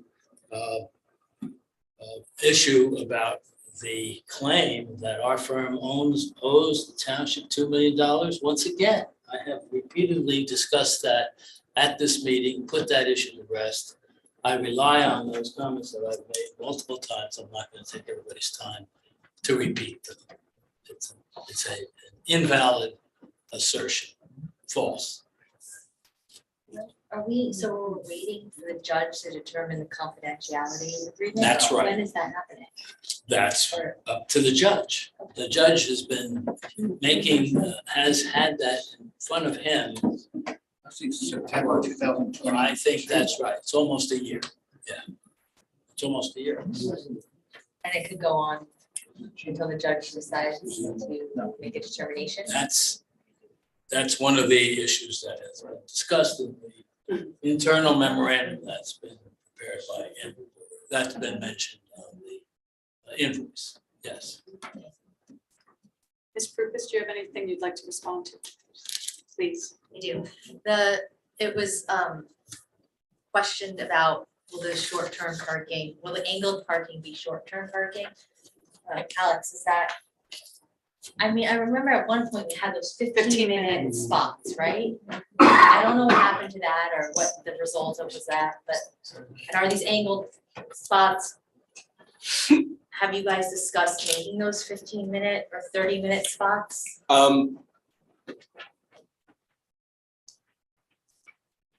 In my mind, we have, but I'm certainly at the So who, direction of I the guess- township committee, but I don't think that they should be 15-minute spots. Only because of the amount of movement then that takes place within that area. Right now, they're not 15-minute spots. But at one point we had 15-minute spots. We still do have some marked 15-minute spots. Also, every spot in the downtown is 15 minutes, but again, to your point of a dedicated 15-minute spot, we can look into whether we have those bollards and we could try both ways, quite honestly, because those stanchions, are movable. And then just kind of, I mean, this conversation has been going on for so many years, but what was like the kind of impetus to do this? The Did double that parking, come the out? double parking, And like like it continues. how we're gonna handle it? Yeah, Okay. we've been giving out 2 to 3 double parking tickets a day, during the weekdays. Yeah, it just continues to be an issue. Okay. And so this will take up both those lanes in which double parking Well, occurs. since we're testing it out, I think it would be a good idea to test out some short-term things. There was a question about the township paying for a mural for Explore. I think the legal, they were questioning the legal fees of determining whether the township also needed and I'd have to look into this further, but I can only assume it's to determine whether the township also needed to have an access agreement with, or an agreement with the property owner to have that done. I'll look into it, just to be able to come back with a definitive answer. Okay, and then thank you for getting back to us, Alex, with the facts about the Main Street closure. But one of the things that I had asked, and I sent this into an email that we did not get, is that I wanted specifically the chief, fire chief, police chief, head of EMS to say that they stand behind the closure and don't think it's a problem. And I think that if we are going to, and I think also it was brought up about, well, that's not gonna be here next year, but when the 75 units come in, like, obviously that's gonna, we're gonna have a different conversation, and when Wells Fargo, that building starts to have occupants and residents, we're gonna have to have a different discussion around the Main Street closure, but at least for next year, I know that I'm gonna wanna see those 3 heads of those departments and EMS saying that they're okay, like they are okay with the closure and that they don't think that it inhibits any emergency vehicles in any way. And so I'm not sure if you had those conversations or you didn't, but I think that they're really important ones to have with those specific people. And I know that in your memo, you said you didn't get any complaints. That's really different than them signing their name saying that we're okay with this and it doesn't, they don't see it as causing any delays. And that is all I have. Mr. Cohen? Yeah, well, I was gonna talk about the temporary parking, to that, but I think we do need some more 15-minute spaces to stop people from, meter feeding and whatever else goes on in downtown. So I would ask that you take a look and come up with some alternatives of where we can put them. Anything else? Ms. Romano? Yes, thank you, Mayor. I make my decisions based on research and data. My 85-year-old mother lives in that neighborhood. I would never do anything, and we've had our fair share trips to the hospital, and I would never do anything to jeopardize her health or the 22,000 people that live in this town over a road closure. Main Street backs up whether the road is closed or not.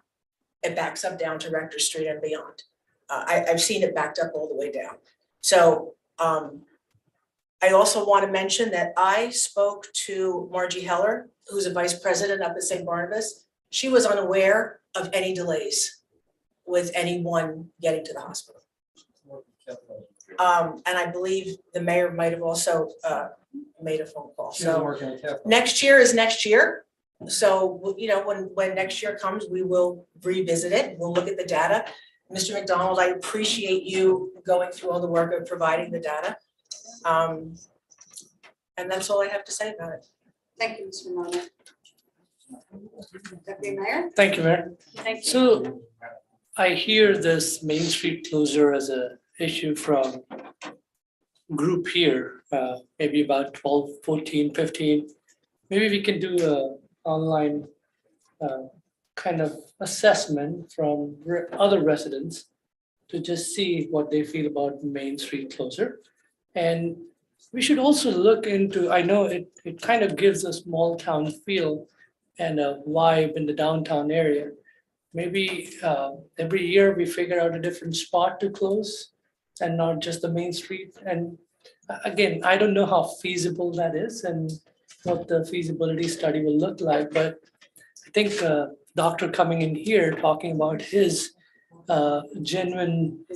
his experience and his staff experience makes a lot of sense, but again, I'm not sure if that qualifies completely for the other 20,000 residents. Again, I think maybe a assessment online could be one and could be looked into what can we do to other towns of the downtown or the upper Milburn Avenue or whatever those Morristown Pike we have, different areas of closure that we can do yearly or at different timings. Just a thought. I mean, I'm not against or anything here. Thank you. I would just add too, I mean, when we, in previous years, we opened and closed the roadway. It wasn't closed for, 24/7 for multiple weeks. We only did it from Friday to Sunday. There was a cost for that because we had to take it down and bring it up, and there was an overtime cost and all that. That's just something else to evaluate if we want to go back to that, because that's the period of high use. Oh, that was the weekend, and we heard the weekend is the time where this happened. But again, I think to keep that vibe for the downtown, maybe a different area is looked into every year to close for the summer. And I go to Summit. Town Hall Plaza. And I go to Summit as well. There is a street closure there too. And I'm sure they must be feeling the same way. I'm not sure if that is the street always closed, but whenever I go, I see the same street closed. And I'm not the expert on this, but maybe a resident's voice could be a mix to this. Just a different questionnaires that we can ask. Thank you. Thank you. Township Committee will now consider consent agenda resolutions. Are there any comments from the committee in regards to any items listed on the consent agenda? I have a question about 23-207. Yep. So the, this is for what exactly? This is on-call engineering services for hydraulics. Right, but meaning like, this is an extension of his contract, this is a new contract? Yeah, that contract has been expended and expired since the end of last year. We have not used John Rushke or Mont McDonald for this year yet. Just maybe sparingly where it's an hour or two just to, but this is understanding that we're gonna have more work forthcoming, both from a perspective of the Orange Reservoir and the bypass, as well as the discussion about the third drainage area in the South Mountain area. And I think requesting that the on-call service so that we can use him when we want, that there's not just a lump sum amount of money that is there for a particular task. What we would do is, hey, John, we need you to come to a meeting, we need you to have this discussion, or if it got to something that was more involved or larger, we'd ask him for a proposal to do that work. But right now it's more, we want to be able to have conversations with him and him to be able to bill us for them. Got it. And then the 23-208 for Barton Ross, what is this? Why are we amending the service agreement? Yeah. And what have? Okay, sorry. Yeah. And like, because I feel like he went to the register, right? So I mean, can we just get an update on what we spent the money, what we spent so far and where the results are and where we're at? Yes. I think I had the similar question on 23-208. It was $25,000 the first year we started, at least I started when I was here. We passed on $225,000.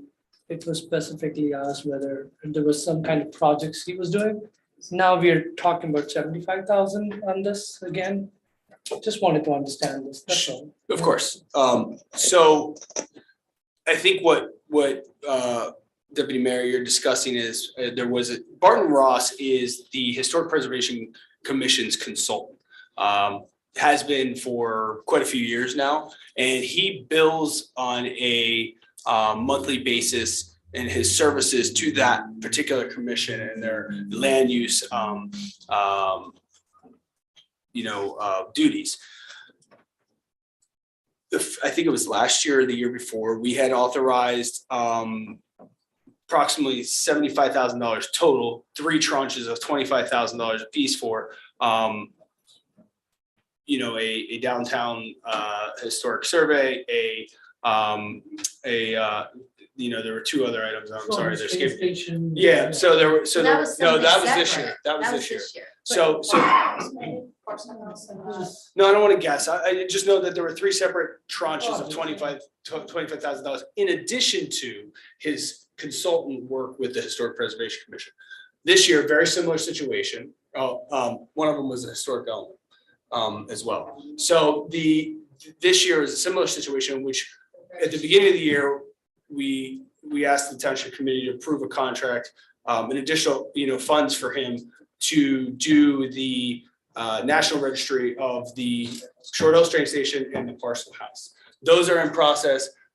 He has completed the parcel house. However, he's continuing to work on the Short Hills train station. I'll provide those reports to the committee once I receive them. I have not received them yet. But weren't they supposed to then get some Yeah, the grants, money back. get the money back for that? No, that was the 3 projects in the And previous did we year. get the money back?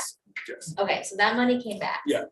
This one, there is no money coming back for that $25,000. The idea is that by putting them on the National Registry, you open yourself up to larger grant opportunities. Right, I got that. So, but now what's the next? So So- that hasn't been completed yet. He That needs is- more money to complete the work for the registry. No, that is $25,000. That's it, right? Okay, This is because he is a consultant and we're running up against the not to exceed of 49,500. We need additional funds to get him through the end of the year as his consultancy. the HPC consultant, which Correct. has nothing to do with the special project. Correct. Got it. Correct.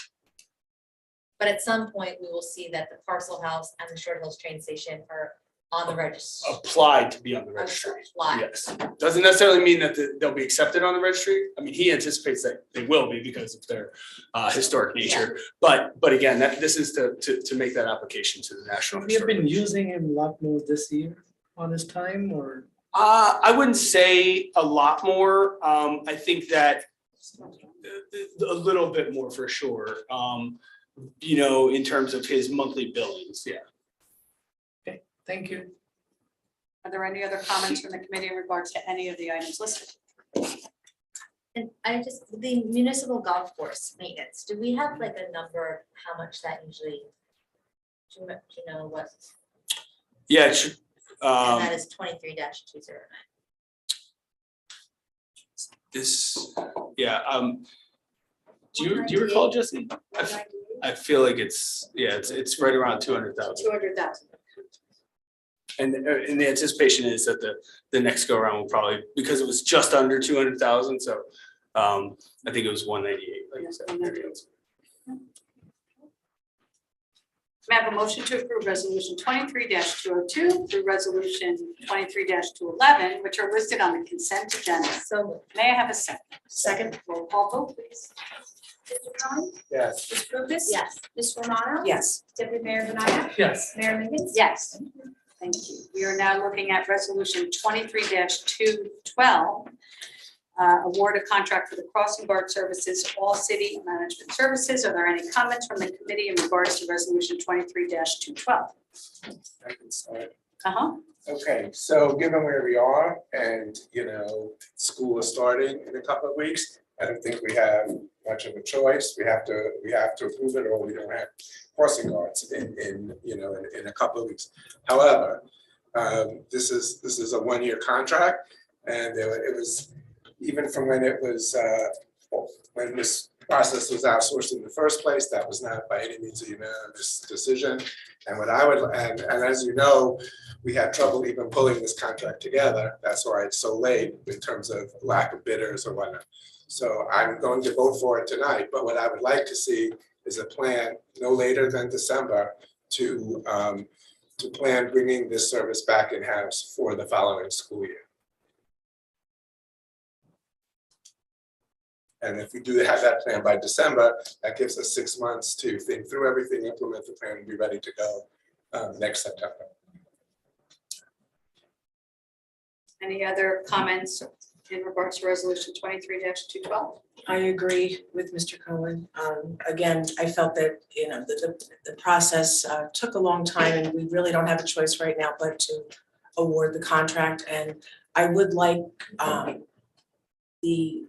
what we talked about with telling the crossing guards that they have to stand at that post the entire time without not allowed to sit in their car in bad weather.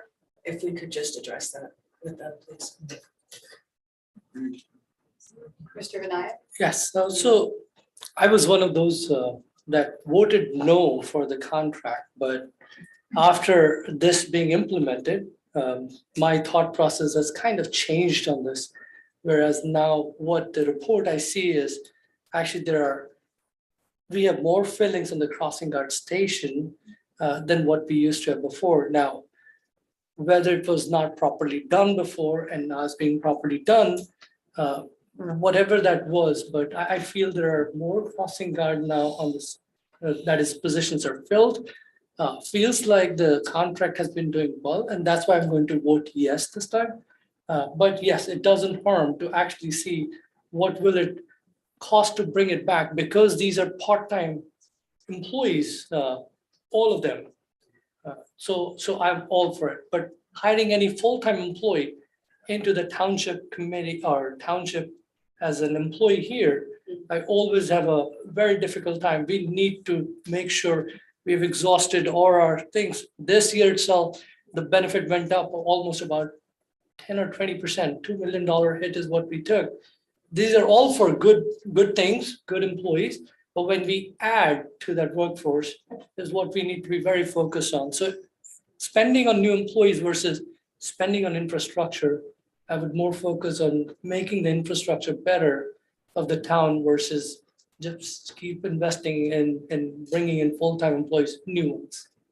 So that's my thought process on that. Thank you. So I was always in favor of hiring the crossing guards because it came from the PTOC safety committees of all the schools and meetings that I sat in and conversations that were prior to me about lack of crossing guards and there always being an issue with it when it was in-house. So I really think that those conversations should be made in conjunction with what the parents and schools and not just kind of ideals sitting up here, but really having those conversations with PTOC safety committees. I agree. However, as we know from our experience this year, we sent the contract out for bid and got no Well, responses. there was I think they had a legitimate reason of what. No, but no other company responded either. Right, but this company's been doing a good job. I mean, Well, and then they barely responded the second time, and we're kind of stuck with whatever they choose to do. So we need to look at it, and if, I understand why you don't wanna hire full-time employees, that makes sense. And we would look at what the cost of that would be, try not to do that, but that's all part of the plan. I agree, Mr. Cohen. I completely agree where you're coming from. I think the similar thing happened even on the garbage. We did not get any other, so maybe we should do that also in December, where before the next year or way in advance. So we have some time to make sure that we get more bids for it. I have a motion to approve resolution 23-212. So moved. May I have a second? Second. Roll call vote, please. Mr. Cohen? Yes. Ms. Purvis? Yes. Ms. Romano? Yes. Deputy Mayor Vanaya? Yes. Mayor Miggins? Yes. Thank you. Thank you. Resolution 23-213, approve and release certain closed session minutes from 2022. Are there any comments from the committee in regards to resolution 23-213? So I was out on July meeting 2022, so I would just say yes, I'm approving because it says I was absent in July of that meeting. So it's just a part of that. May I have a motion to approve resolution 23-213? So moved. May I have a second? I'll second it. Roll call vote, please. Mr. Cohen? I have to abstain. Ms. Purvis? Yes. Ms. Romano? Abstain. Deputy Mayor Vanaya? Yes, and including the absence. Thank you. Mayor Miggins? Yes. Thank you. Thank you. Resolution 23-214, approve and release certain closed session minutes 2023. Are there any comments from the committee in regards to resolution 23-214? Again, there was one meeting I was absent, so I will just say yes, but Yes. including that absence. Okay, wonderful. Thank you. So moved. A motion to approve. May I have a second? Second. Roll call vote, please. Mr. Cohen? Yes. Ms. Purvis? Yes. Ms. Romano? Yes. Deputy Mayor Vanaya? Yes. Mayor Miggins? Yes. Thank you. Ms. Romano, you were scheduled to sponsor ordinance 2647-23 procedure for, traffic. I would like to present an ordinance entitled ordinance number 2647-23. Ordinance amending and supplementing chapter 7, traffic, section 7-20, stop intersections of the revised general ordinances of the Township of Millburn. The proposed amendment to the traffic ordinance is to authorize the installation of an all-way stop at the intersections of Cypress Street and Ridgewood Road. These all-way stops have been recommended by the Township of Millburn's on-call traffic engineer, Brightview Engineering, after the completion of a warrant study of the intersection. Sure. Yes, following a day in which we had 2 accidents in the same day at the intersection of Ridgewood and Cypress, we asked Brightview to look into it. It was also in close proximity to the day that we had the accident from Hillside on the Old Short Hills Road with a school bus involved. We asked them to take a look at both those intersections. The intersection of Cypress and Ridgewood in particular, they found that it warranted an all-way stop. And so we're making that recommendation to the Township Committee for their approval. Can I just make a comment? Yep. Living in that area for the past 28 years, I witnessed numerous accidents at that corner. A neighbor of mine still suffers from being involved in an accident at that corner. So I'm very happy to see that this is finally taking place. I complained at the time to then Tim Gordon, and you know, nothing happened, and all these years later, I'm glad it's finally happening. I also want to add that I'm sure that we're gonna have like flashing lights before people come around that bend, warning them that there's a stop sign coming. Yeah, so in particular, that direction coming from Milburn Avenue, there will be an advanced warning sign.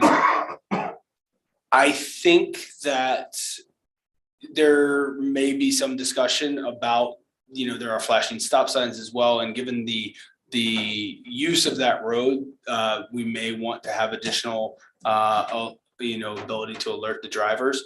But again, sometimes those are met with complaints depending on how we orient them around particular residences. So, but I think it's definitely something, an advanced warning sign of the stop sign ahead in both directions, as well as, you know, whether we can, you know, have some flashing signs there as well.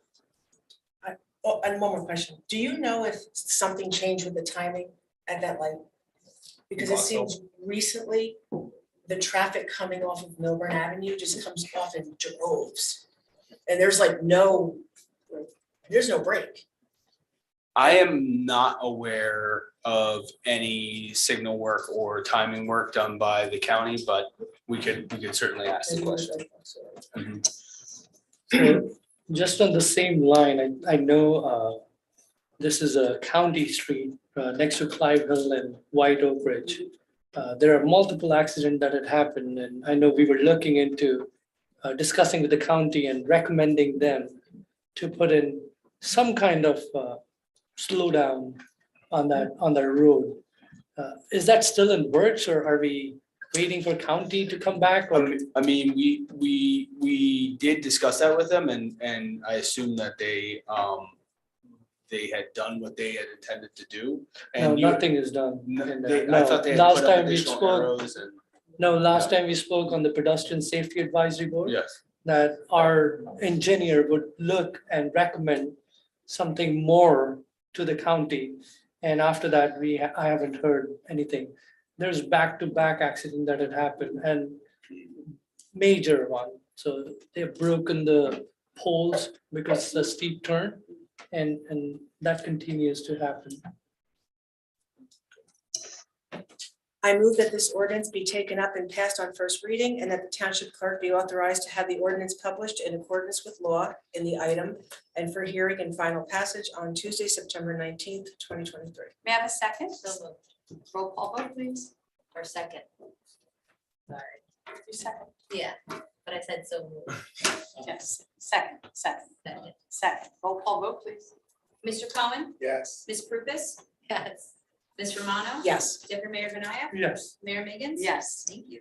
Old business. So last year, maybe we talked about bamboo, proposed ordinance on bamboo. I think, did we write something up about bamboo or Yeah, we had a draft order. a draft ordinance? So I think I would like to talk about, that's a lot of complaints. Environmental Commission was talking about it as well, to take another look-see at banning bamboo. I don't even remember why we didn't pass I it to don't begin know. with. I don't know. Okay. Do you remember? I do not recall. I don't, so maybe, I just wanted to bring it back up. It's, you know, we have so many people complaining about it. It goes through concrete and black tie. I mean, it's crazy, this stuff. So is it that same ordinance that was written Mhm. in the packet? Yeah, I think I would just suggest maybe taking a look at that ordinance, because I believe one of the things that it addresses noxious weeds and bamboo. But I think one of the concerns that certainly current owners have is whether it addresses people that currently have bamboo and the spread of that bamboo. And so Would you do grandfather the people that have it, but people have the right to cut it if it goes on their property? Well, so again, what it becomes is, is actually I mean, much like, you're not allowed to have stormwater runoff, within 10 feet of your neighboring property. You're basically creating a nuisance of the neighboring property by allowing this invasive species or this noxious weed, spread into the other property. So what is the remedy for a property that allows that spread into a neighboring property? They should have to remediate it. Right? Yeah, and I think that that's something that just needs to be better addressed in this draft ordinance. So I will work with Stacy, who she was hoping to be able to get on tonight. I don't know if you see her on the Zoom, Jesse, but so but I'll work with the forester on Was this. she in favor of this ordinance? Yes, I think she is in favor of both this and obviously the tree preservation one that we're going to discuss later. Everybody good with that? New business, we have a proposed ordinance on tree preservation. So Mr. McDonald, do you want to talk about that? Yeah, so one of the things that has come up is that our tree preservation ordinance, which was passed, many years ago, is sort of falling out of usefulness or I guess applicability with the times. One of the issues is that, the amount of per tree that is asked of those who are paying to replace trees rather than actually replacing them is inadequate to what trees cost currently. I think the price is $250 in here. I think you'd be very hard pressed to find a tree for $250 anymore. Some other things that have been changed in red line in this draft ordinance is the insurance requirements of those taking down the trees. It also addresses the tree protection on construction sites and the fees, as I had stated. One of the issues is the actual permit fee cost, and so there's quite a few changes in here. They have also proposing a change in the penalty for violations, but that has to be confirmed with the attorney, whether the township has the ability to exceed the general penalty, which is $2,000 and has not been changed for quite some time, I think, when it comes to the statute. But Alex, is this from Stacy? Is this? yeah, just these her- are her changes. Got it. Yes, This is these are her recommendation, changes. And she kind of saw that this needed to be updated. Yes. Got it. I would like to see in terms of the tree replacement cost, I think we could look into doing a sliding scale. So if it's a homeowner that, has to, knock down one tree, that's one price. But somebody that's clearing a whole site and has to do, a lot of trees, which we should be discouraging, as 1 to 10, it's 250, 11, I'm making up numbers, but 1 to 10, it's 250, 11 to 20, it's 500, that kind of thing, to discourage those. Clear big cutting, clear- which is what clear they're cutting. doing, which is what a lot of people do, and they don't need to necessarily do that. Exactly. So I would like, instead of it just being a flat fee, I'd like to see a sliding scale. We had a brief discussion and regarding the idea too, that perhaps when it comes to the development of a site, that it's not, generally speaking, people certainly, if they want to build a new home, they're taking down the trees that are allowing them to build that new home. But what is also occurring, to your point, Mr. Cohen, is that they are cutting all the trees elsewhere that they don't necessarily need to cut. And so maybe there is a little bit more justification that's needed, maybe a little bit more stringency or the sliding scale that you're talking about that helps prevent that. So I think that's something that Stacy and I will focus on as we continue to draft this. But the other thing, I just want to point out the one thing that, because this is kind of where it all started for her, which was the ability for the township to require that a dead or dying or hazard tree. as identified by her, she's a licensed tree expert and arborist. But adding the word hazard to that so that there's a little bit more leeway and yeah. Okay, so do we have consensus on this for us to? makes sense. Okay. Good. Okay, great. So that's that. Animal control. So we've had a lot of complaints about the firm that we use for animal control. So I thought maybe we should think about bringing it back in because many of the times on weekends, if there's a dead deer or a dead raccoon, or we're calling our DPW guys to come in and pick it up. And the company that the deer died at the back of your house, you were supposed to drag it to the front of your house to get rid of the deer. I think that's a little crazy. So I thought, how do we think about bringing, and some people complaining dead birds, no, some people don't want to touch that. So I think living in this town, we should be able to have our own animal control back in, or maybe have DPW do it. I don't know. Alex, tell me your thoughts on this. Well, I think if the committee decided that this was the route that they wanted to go, that we would certainly be looking within what we currently have to be able to do that. Generally speaking, the calls for service that we get are not high in volume. I have a couple of challenges that I think we'll face, but I think generally speaking, the number of calls that we get aren't that high, and there is a touch point with this type of service that I think we miss sometimes, and so I would just look at those resources that we currently have and whether we could accomplish that. And I think much to Ms. Romano's point that coming up with a plan of how that would be, if that's the way the committee decides to go, coming up with a plan of how we would bring that back in. A few just general comments is that, right now we're paying about $50,000 for animal control services, right? Which is, and Animal Control Solutions, which is our provider, they are growing because they are one of the few, if only, providers of this service.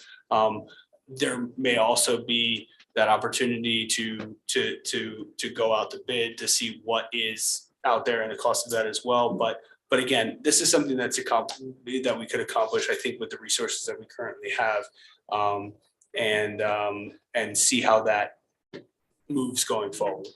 So our biggest concern is stray dogs, right? So where does this Animal Control Solutions take our stray dogs?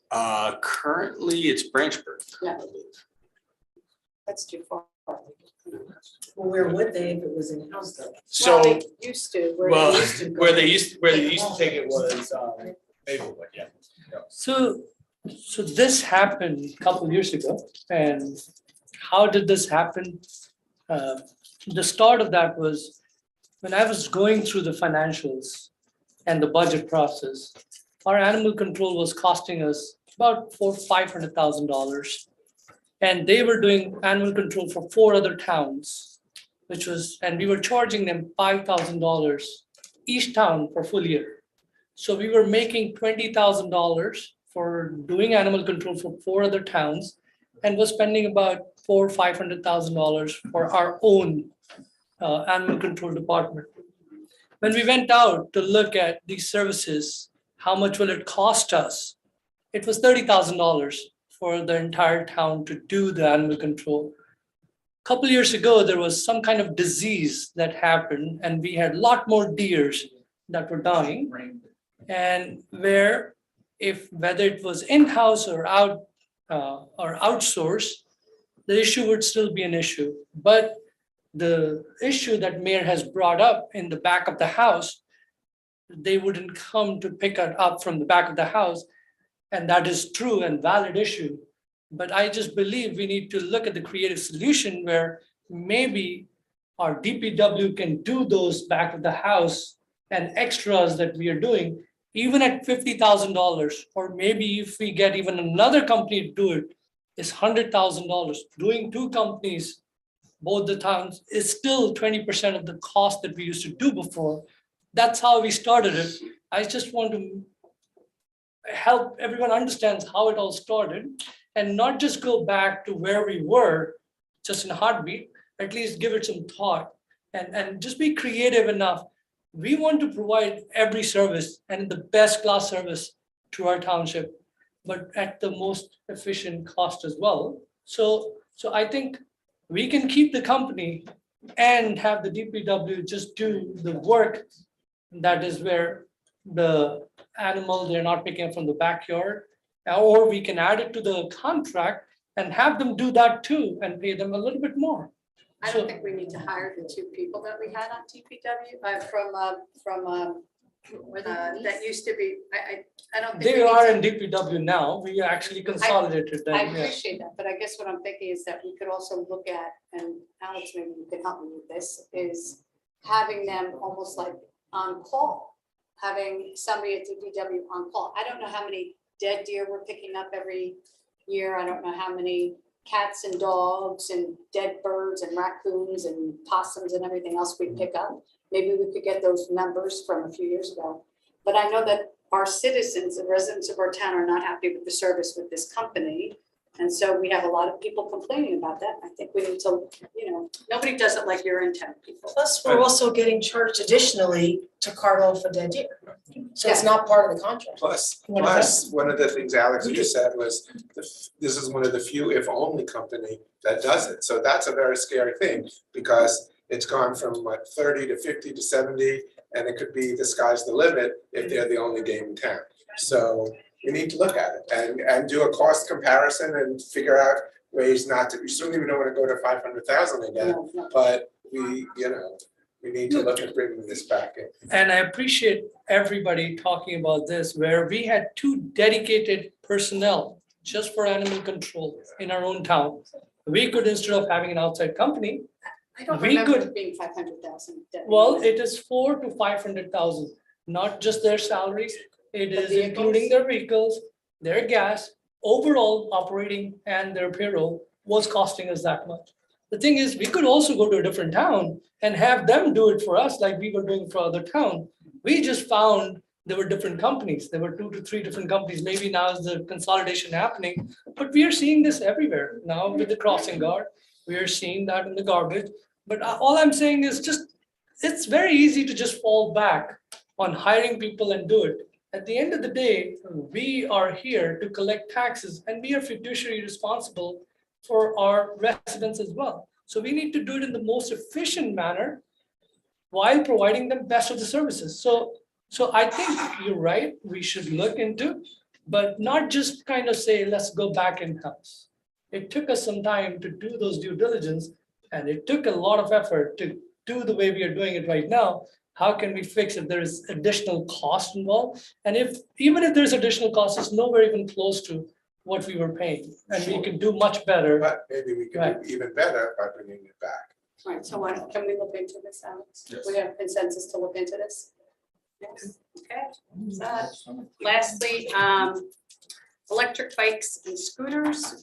Getting some complaints about electric bikes and scooters, people flying around town on these, no helmets, all kinds of stuff. So dangerous in the streets. I've got some doctors email me saying that they're concerned that someone's gonna get hurt. They've seen a lot of these injuries in hospitals, et cetera. So is there anything, plus, hitting into people walking on the sidewalk, is there anything that we can do about, are there any rules, regulations, ordinances we need to know about with this is concerned? Well, I think the only thing I would say is that the township recently put out a communication about the state's guidance and statutes on this. Essentially, what is required depending on the speed of the electric vehicle. And same rules apply with bikes, right? And whether it's a bike or an electric bike, if you're riding on the road, you are part of the road, you need to act as if you were a vehicle. One of the things is that people need to understand that under the age of 17 and under, you are required to have a helmet, whether it's you biking or whether it's an electric bike. And there is a point where I believe electric scooters and gasoline scooters reach a threshold that they need to be registered and they need to be licensed, and they need to act as a vehicle. And we had recently communicated that out on the township's channels. If there's something beyond that, that the township would like to address, and, you know, just thinking off the top of my head about it, you know, one of the concerns is obviously on a sidewalk, somebody biking on their own volition, kids biking is one thing, but having an electric bike or electric scooter on a sidewalk can be problematic.